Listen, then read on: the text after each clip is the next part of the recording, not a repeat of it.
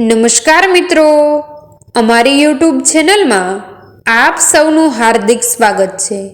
આજે આપણે વાત કરીશું સાચો બ્રાહ્મણ બનેલ એક સત્ય ઘટના વિશે।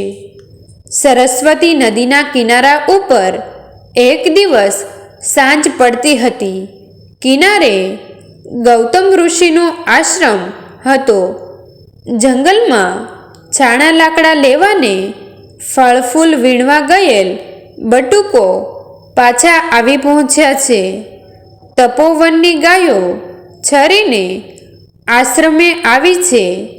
કિલકિલાટ કરતા બ્રહ્મચારીઓ નાહી ધોઈને ઋષિજીની આસપાસ પોતપોતાના આસન પાથરીને ટપોટપ બેસી ગયા છે।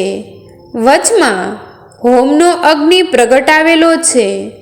અનંત આકાશમાં પણ એ સાંજને ટાણે કોઈ શાંત મહર્ષિની આસપાસ નાના સુકુમાર તારાઓની મંડળી શિષ્ય મંડળીની માફક સૂપછાપ કેમ જાણે હવન કરવા બેસી ગઈ હોય તેવો દેખાવ થયો છે। હોમાગ્નિમાં ઘી હોમાતું ગયું તેમ અગ્નિની જ્વાલાઓ તપોવનની ઉપર ઝબૂકી ઉઠી। અરણ્યમાં આઘે આઘે કેટલેય આઘે એ જ્યોતિના દર્શન કરીને વટે માર્ગુઓ ચાલતા હતા। એવે સમયે આશ્રમને બારણે આવીને એક બાળક લપાતો લપાતો ઊભો રહ્યો। નાના હાથની ગુલાબી હથેળીઓની અંદર અર્ધ લીધેલું છે।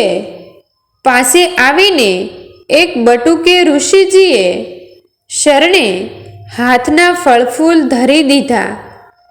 બહુ જ ભક્તિભર્યા પ્રણામ કર્યા।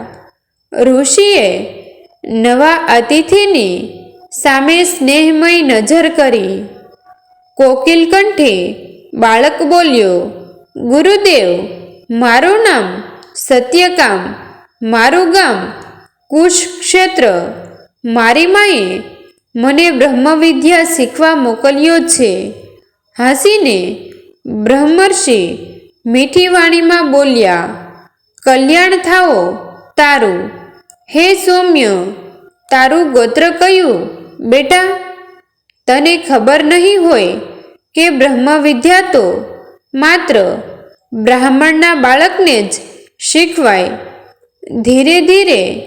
ધીરે સ્વરે બાળકે કહ્યું, મારા ગોત્રની તો મને ખબર નથી મહારાજ। હું મારી માને જઈને પૂછી આવું, પૂછીને તરત પાછો આવીશ। આતુર બાળક એટલું કહીને ગુરુને નમન કરી ચાલી નીકળ્યો। સાંજે જ ચાલી નીકળ્યો। અંધારામાં એકલો જ ચાલ્યો। જંગલ વીંધીને ગયો। વનમાં પશુઓની ત્રાડો એને થથરાવી ન શકી। આશ્રમમાં જઈને ભણાવવાની એને બડી આતુરતા હતી। નદીને કિનારે ગામ હતું। ગામને છેડે પોતાની માનું ઝૂંપડું પણ હતું। ત્યાં બાળક પહોંચ્યો। ઘરમાં ઝાંખો દીવો બળે છે ને એની મા જ બાલા બારણામાં ઊભી ઊભી દીકરાની વાટ જુએ છે। પુત્રને છાતી સાથે છાપીને માએ પૂછ્યું, ઋષિએ શું કહ્યું બેટા? સત્યકામ કહે, માડી, ઋષિજી તો પૂછે છે કે તારું ગોત્ર કયું? બ્રહ્મવિદ્યા તો બ્રાહ્મણને જ ભણાવાય। બોલ માડી, આપણું ગોત્ર કયું? એ સાંભળીને માતાનું મોં શરમથી નીચે ઢળ્યું। કોમળ કાંઠે એ દુઃખી નારી બોલે, બેટા મારા પ્રાણ, આ તારી મા એક વખત જુવાન હતી। ગરીબીની પીડામાં જ પડી હતી। તારે કોઈ બાપ હતું જ નહીં। દેવતાઓની મેં બહુ પ્રાર્થના કરી। દેવતાઓએ દયા કરીને તને મારે પેટે જન્મ આપ્યો। મારે ગોત્ર ક્યાંથી હોય વહાલા, તારે બાપ જ નહોતો. તપોવનની અંદર બીજા દિવસનું સુંદર સવાર પડ્યું છે. એ વૃદ્ધ વડલાને છાંયડે વૃદ્ધ ઋષિજી બેઠા છે. એમને વીંટળાઈને પીળા વસ્ત્રોવાળા બટુકો બેસી ગયા છે. તાજું સ્નાન કરેલું તેના જ્વલબિંદુઓને એ બટુકોની જટામાંથી ઝરી રહેલ છે. તપોવનના પુણ્યની નિર્મળ કીર્તિ એ કુમારોના મોં પરથી કિરણો કાઢી રહી છે. કડલા ઉપર પંખીઓ ગણાય છે. ચોપાસમાં ફૂલો પર ભમરાઓ ગાય છે. સરસ્વતીનો પ્રવાહ ગાય છે ને આશ્રમના કુમારો બધા એક સાથે શાંત સામદેવની ગાથાઓ ગાય છે. એ સાતુરંગી ગાન કેવું! એકલી બેઠી બેઠી કુદરત છોતારું કોઈ વાજિંત્ર બજાવી રહી હોય તેવું. તપોવનના અનેક બટુકો જ્યારે કુદરતના વાજિંત્રની સાથે સૂર મેળવી સંગીત કરી રહ્યા છે, ત્યારે સરસ્વતીને તીરે ચાલ્યો આવતો પેલો સત્યકામ શા રુદન કરી રહ્યો છે. એના મનમાં થાય છે કે અરે, હું તો ગોત્રહીન, મારે કોઈ બાપ નહીં જગતમાં. હું કેવળ એક આકાશમાંથી ખરી પડેલો તારો. હું માત્ર સત્યકામ, અર્થહીન અને એક શબ્દ. આ મારા જેવા જ અનેક કુમારો અહીં ગાન કરી રહ્યા છે. ઋષિ એને ખોળામાં બેસાડે છે, છાતીએ દાબે છે, ચુંબન કરે છે. બટુકોની આ મંડળીમાં પગ મૂકવાનું મારે માટે બંધ છે. હું ગોત્રહીન. શરમાતો એ બાળક આગે ઊભો રહ્યો. ઋષિજીની નજર પડી. સત્યકામને બોલાવ્યો. અહીં આવ બેટા, તારું ગોત્ર કયું? હે સુંદર બાળક! બાળકે નીચું વળેલું મસ્તક ઊંચું કર્યું. એની કાળી કાળી બે મોટી આંખોની પાપણો આંસુથી ભીંજાય છે. એ બોલ્યો, મહારાજ!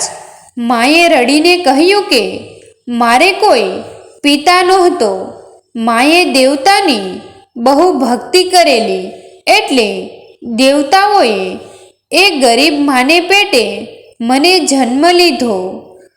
મારે કોઈ ગોત્ર જ નથી. બટુકોની મંડળીમાં હસાહસ ચાલી. મધુપુડા ઉપર પથ્થરનો ઘા થાય ને જેમ માખીઓ બળબડી ઉઠે, તેમ વિદ્યાર્થીઓમાં કોલાહલ ફેલાયો. કોઈ મશ્કરી કરતો સત્યકામની સામે હસે છે. કોઈ કહે છે કે અરે રે, એને બાપ જ નહીં. કોઈ બોલ્યો, ધિક્કાર છે, એને ગોત્ર જ ન મળે. કોઈ કહે, શું મોઢું લઈને એ અહીં આવ્યો? કોઈ કહે, ગુરુજી એની સાથે કાં વાતો કરે? સત્યકામની આંખોમાંથી અશ્રુની ધાર ચાલી. મશ્કરી સાંભળીને એના માથામાં એક જ અવાજ ગાંજી રહ્યો, હું પિતાહીન, હું ગોત્રહીન. ઋષિના કાન મંડાય છે. પેલા બટુકોના ટીખળ તરફ ઋષિની આંખો છોટી છે. આ ન બાપ બાળકના સુંદર ચહેરા તરફ બ્રહ્મર્ષિનું હૃદય વિચારે છે કે ધન્ય છે તને, હે સત્યવાદી બાળક. આસન ઉપરથી આચાર્ય ઊભા થયા. બાહુ પસારીને એમણે રડતા બાળકને આલિંગન કર્યું. વેદીની પાસે એને ખેંચી લીધો ને કહ્યું, તું ગોત્રહીન નહીં, પિતાહીન નહીં, તું અબ્રાહ્મણ નહીં. હે બેટા, તું જ શુદ્ધ બ્રાહ્મણ. તારા ગોત્રનું નામ સત્ય ગોત્ર. એ નામ કદાપી ભૂલીશ નહીં. હો તાત! સતબદ્ધ બનીને બટુકો જોઈ રહ્યા. એમના મોઢા નીચા નમ્યા. તપોવનમાં એક બ્રહ્મચારી વધ્યો. ગુરુદેવનો સૌથી વહાલો બાળ એ સત્યકામ બન્યો. મિત્રો, તમને જો આ વિડીયો પસંદ આવ્યો હોય તો વિડીયોને લાઈક અને તમારા અન્ય સગા સંબંધી મિત્રો સાથે વિડીયોને શેર કરવાનું ભૂલતા નહીં. અને આવા જ નવા જીવન ઉપયોગી, જીવનમાં કંઈક નવું કરવાની પ્રેરણા મળે, કંઈક નવું જાણવા મળે તેવી વિડીયો જોવા માટે અમારી ચેનલ સાથે બન્યા રહો. થેન્ક યુ મિત્રો. મળીએ છીએ એક નવા વિડીયો સાથે. આભાર.